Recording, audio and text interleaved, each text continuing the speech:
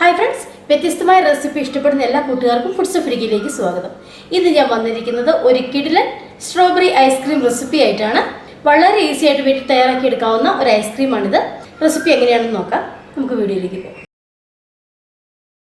ഇന്ന് ഞാൻ വന്നിരിക്കുന്നത് സ്ട്രോബെറി ഐസ്ക്രീം റെസിപ്പി ആയിട്ടാണ്. നല്ല ടേസ്റ്റി ആയിട്ടുള്ള വളരെ എളുപ്പമായിട്ടുള്ള ഐസ്ക്രീം റെസിപ്പിയാണിത്. നമുക്കിത് എങ്ങനെയാണ് തയ്യാറാക്കുന്നത് നോക്കാം. ഞാനിപ്പോൾ ഫ്രഷ് ആയിട്ടുള്ള സ്ട്രോബെറി എടുത്തിട്ടുണ്ട്. ഒരു 7 സ്ട്രോബെറിയാണ് ഞാൻ എടുത്തിരിക്കുന്നത്. നടുവിൽ നിന്ന് കട്ട് ചെയ്ത് വെച്ചിട്ടുണ്ട്. ഇത് മിക്സിയിലേക്ക് ഇട്ടിട്ട് നമുക്ക് നന്നായിട്ടൊന്ന് അരച്ചെടുക്കാം. അപ്പോൾ ഇത് അരച്ചെടുക്കുമ്പോൾ വെള്ളമൊന്നും ഒഴിക്കാൻ പാടില്ല, ഇങ്ങനെ തന്നെ അരച്ചെടുക്കണം. അതാണ് നമ്മുടെ ഫസ്റ്റ് സ്റ്റെപ്പ്. ഞാനതൊന്ന് ചെയ്തിട്ട് വരാം. അടുത്തായിട്ട് ഐസ്ക്രീം തയ്യാറാക്കാനായിട്ട് ഞാൻ ബൗൾ എടുത്തിട്ടുണ്ട്. ബൗളും ഈ എഗ് ബീറ്ററിൻ്റെ ബ്ലേഡും ഫ്രീസറിൽ വെച്ച് ഒന്ന് തണുപ്പിച്ചെടുത്തേക്കുന്നതാണ്. ഈ ബൗൾ നന്നായിട്ട് തണുത്തിരിക്കുന്ന ബൗളാണ്. ഞാൻ ഈ ബൗളിലേക്ക് 1 കപ്പ് നല്ല തണുത്തിരിക്കുന്ന വിപ്പിംഗ് ക്രീം ഇട്ട് കൊടുക്കുവാണ്. നിങ്ങളും വിപ്പിംഗ് ക്രീം എടുക്കുമ്പോൾ നല്ല തണുത്ത വിപ്പിംഗ് ക്രീം എടുക്കാൻ ശ്രദ്ധിക്കണം. ഇനി ഞാനിത് നന്നായിട്ടൊന്ന് ബീറ്റ് ചെയ്തെടുക്കാം. ഇതുപോലെ അത്യാവശ്യം ഒന്ന് സ്റ്റിഫായി വന്നിട്ടുണ്ട്. അടുത്തതായിട്ട് ഞാൻ ഇതിലേക്ക് 1/2 കപ്പ് കണ്ടൻസ്ഡ് മിൽക്ക് ഒഴിച്ചു കൊടുക്കുവാണ്. ഈ 1/2 കപ്പ് കണ്ടൻസ്ഡ് മിൽക്കിൻ്റെയും വിപ്പിംഗ് ക്രീമിൻ്റെയും കൂടെ മധുരം നമുക്ക് ഈ ഐസ്ക്രീമിന് മതി. ഇനി നിങ്ങൾക്ക് നല്ല മധുരം വേണമെങ്കിൽ പഞ്ചസാര പൊടിച്ച് ചേർത്ത് കൊടുക്കാം. ഞാൻ ഇനി എക്സ്ട്രാ മധുരം ചേർത്ത് കൊടുക്കുന്നില്ല. ഇതോടെ നമുക്കൊന്ന് ബീറ്റ് ചെയ്തെടുക്കാം.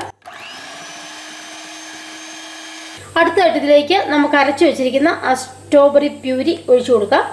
അടുത്തതായിട്ട് ഇതിലേക്ക് ഞാൻ ചേർത്ത് കൊടുക്കുന്നത് 1 ടീസ്പൂൺ സ്ട്രോബെറി എസൻസ് ആണ്. ഒരു 2 ഡ്രോപ്പ് റെഡ് ഫുഡ് കളർ ചേർത്ത് കൊടുക്കുവാണ്. എൻ്റെ അടുത്തിപ്പോൾ റെഡ് ഫുഡ് കളറാണ് ഉള്ളത്. നിങ്ങളുടെ അടുത്ത് പിങ്ക് ഫുഡ് കളർ ഉണ്ടെങ്കിൽ പിങ്ക് ഫുഡ് കളർ ചേർത്ത് കൊടുക്കാം. ഒരു 2-3 ഡ്രോപ്പ് മതി, അധികം വേണ്ട. ഒരു കളർ കിട്ടാൻ വേണ്ടി മാത്രം. അപ്പം ഇതുപോലെ നമ്മളിത് മിക്സ് ചെയ്ത് വെച്ചിട്ടുണ്ട്. ഇനി ഇതൊരു ചെറിയ കണ്ടെയ്നറിലേക്ക് നമുക്ക് മാറ്റാം. ഇനി ഇത് നമുക്കൊന്ന് ടാപ്പ് ചെയ്ത് കൊടുക്കാം, അടച്ചു കൊടുക്കാം. ഞാനിത് ഫ്രീസറിൽ ഓവർനൈറ്റ് വെച്ച് കൊടുക്കാൻ പോവാണ്. ഒരു 8 മണിക്കൂറെങ്കിലും നിങ്ങളിത് ഫ്രീസറിൽ വെച്ചതിന് ശേഷം മാത്രം എടുക്കുക. അപ്പോൾ നമുക്കൊരു 8 മണിക്കൂർ കഴിഞ്ഞിട്ട് ഐസ്ക്രീം കാണാം. ഇപ്പോൾ ഓവർനൈറ്റ് ഫ്രീസറിൽ വെച്ചതിന് ശേഷം ഞാൻ നമ്മുടെ ഐസ്ക്രീം എടുത്തിട്ടുണ്ട്. നമുക്കിനി ഐസ്ക്രീം ഒന്ന് സ്കൂപ്പ് ചെയ്ത് നോക്കാം.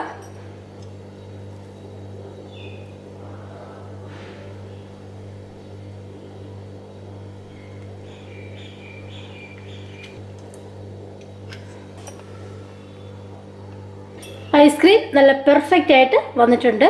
അപ്പോൾ ഈ സ്ട്രോബെറി ഐസ്ക്രീം റെസിപ്പി നിങ്ങൾക്ക് എല്ലാവർക്കും ഇഷ്ടമായെന്ന് കരുതുന്നു.